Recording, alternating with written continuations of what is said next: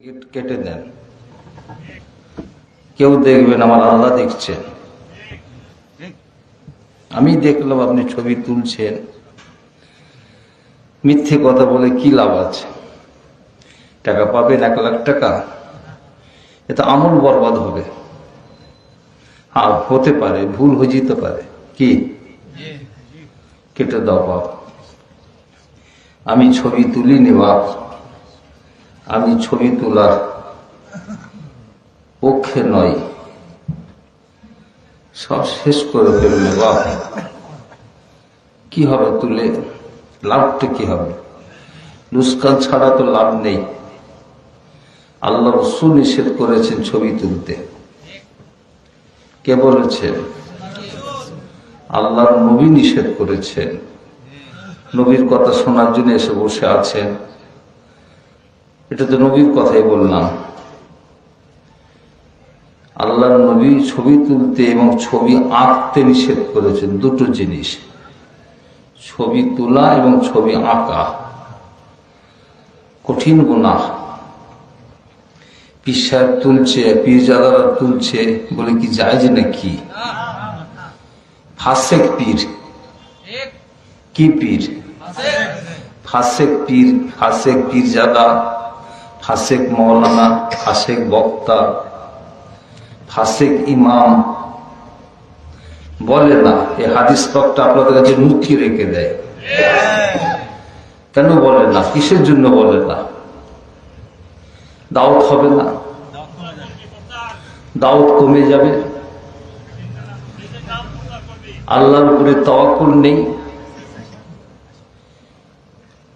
প্রচার করবে ভালো করে, ছবি তুলে পয়সা বেশি করে নেবে। আমার পয়সা দরকার নেই বাপ, হ্যাঁ আল্লাহ দিচ্ছে তো, যা এক দেয় বাপ।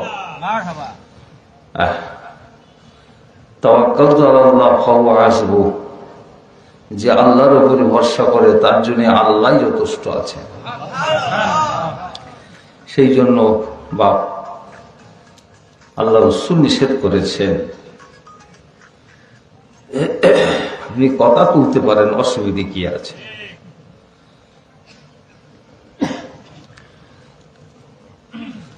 সব আলেমরাও যদি এরকম করে বলতো তাহলে আপনারা কি তুলতেন?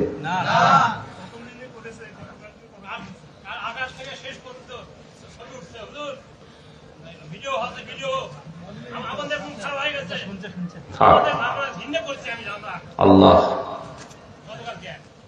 সব চলে না বাপ, কঠিন গুনাহ। আল্লাহ মাফ করেন। যে তুলছে তুলছে, আমি তুলিনি বাপ, আমি তোলার বিরুদ্ধে। যতটা বাঁচা যায়, বাঁচা তো বড় মুশকিল। আল্লাহ রাসূল বলেছেন কুল্লু মুসাবিরুন ফিন্নার, বুখারী শরীফের হাদিস পাক। কুল্লু মুসাবিরুন ফিন্নার, যে ছবি তুলবে আর যিনি বসে বসে তোলাবে, প্রতিবাদ করবে না। আমি দেখলাম বাবাজিকে নিষেধ করে দিলাম।